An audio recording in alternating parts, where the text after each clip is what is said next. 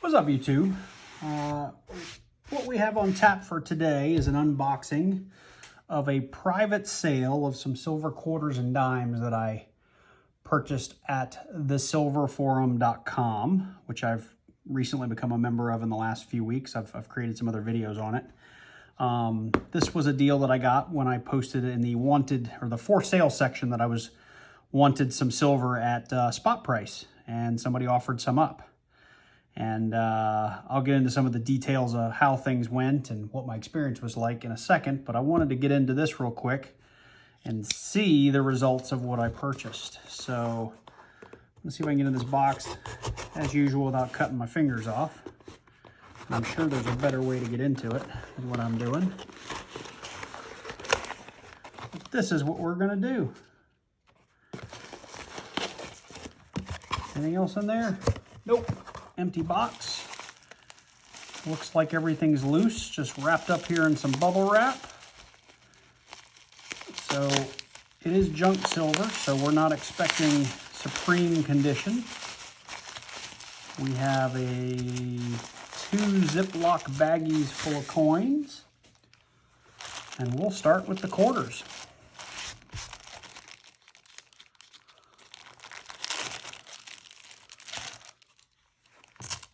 Definitely silver, you can hear it.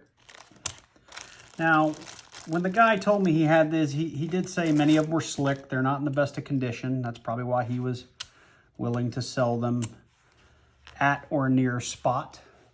But let's just go through them real quick. We can check out the condition together.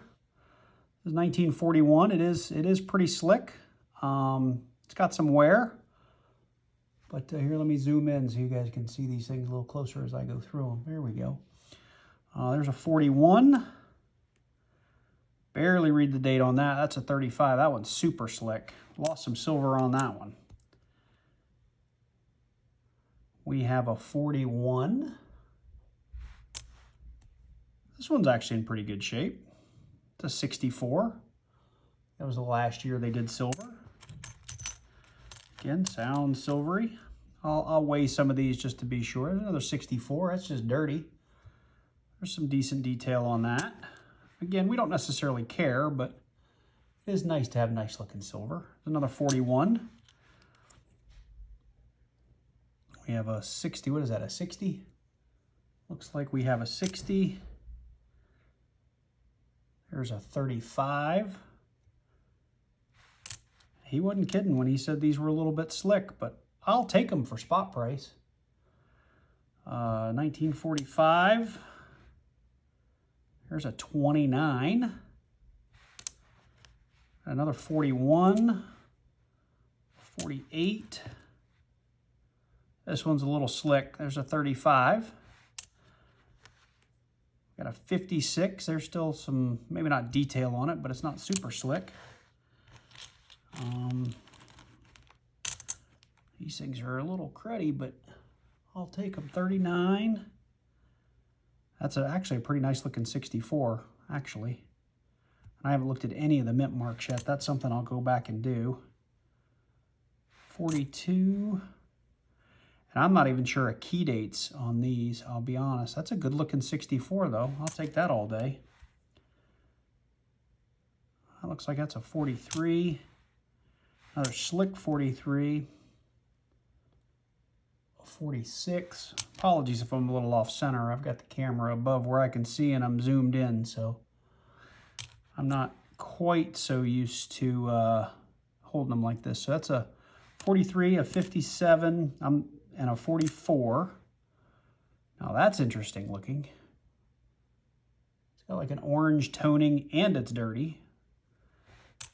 43, 41, 41, 63, and that's actually still in pretty darn good shape. Good detail on that 43. It's a 38. This is a good looking 64. I'll take that.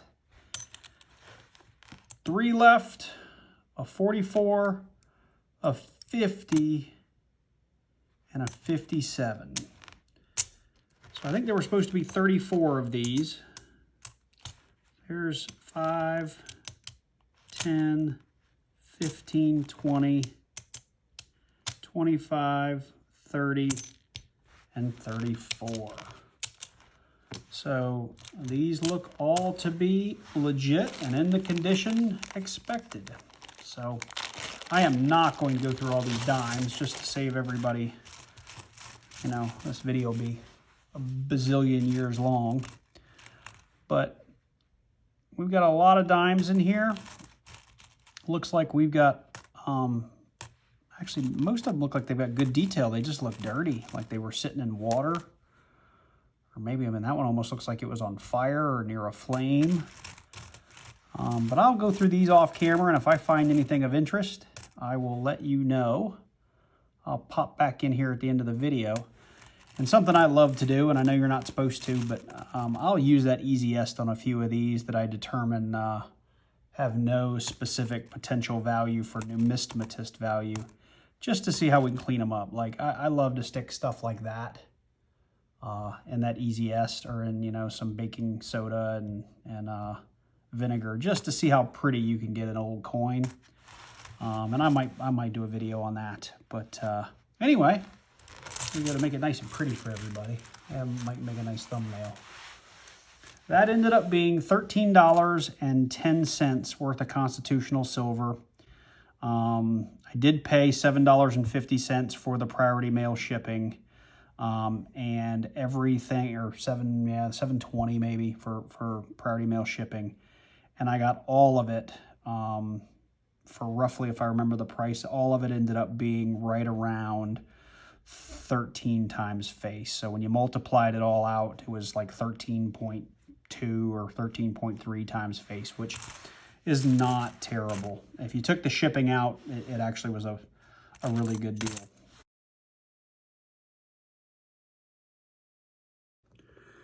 So I'm bringing everybody back in on these dimes just to kind of show off the years that we got. I haven't gone through all of the mint marks, but the ones I have, I can tell you that I've got a good smattering of P's, D's, and even a few S's in here. Like I know there was like I think I remember a 50S and a 54S. So there's some S's in here as well, is I guess what I'm trying to say. As you can see, I've got some that are pretty grungy. I have some that look almost brand new, and I'll admit that because I like my silver shiny, and to test some of the dirtier ones, I actually put this in Easy Est, and they came out actually pretty nice.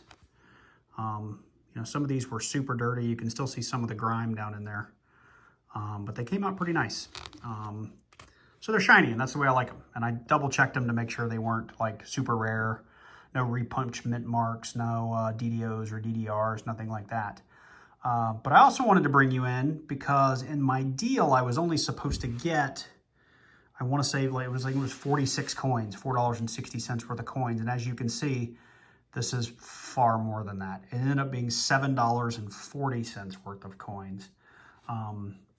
So I contacted the guy back through the private deal. I mean, part of me wanted to just keep the overage because, well, not my mistake, but I would hate to misplace $3 worth of Constitutional Silver and not have anything to show for it. So I reached back out to the guy, let him know about the overage, and we reached a deal for me to pay for what was left. So now rather than have $4.60, I have $7.40 in dimes, which makes me very, very happy.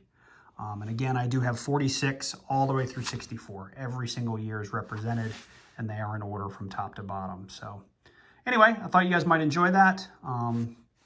As I said earlier, I may do a video showing me do the Easy Est on there because it was turning coins that look like this into coins that look like this. And that's not polishing, it's not scraping, it's not scrubbing. It's just a little bit of liquid.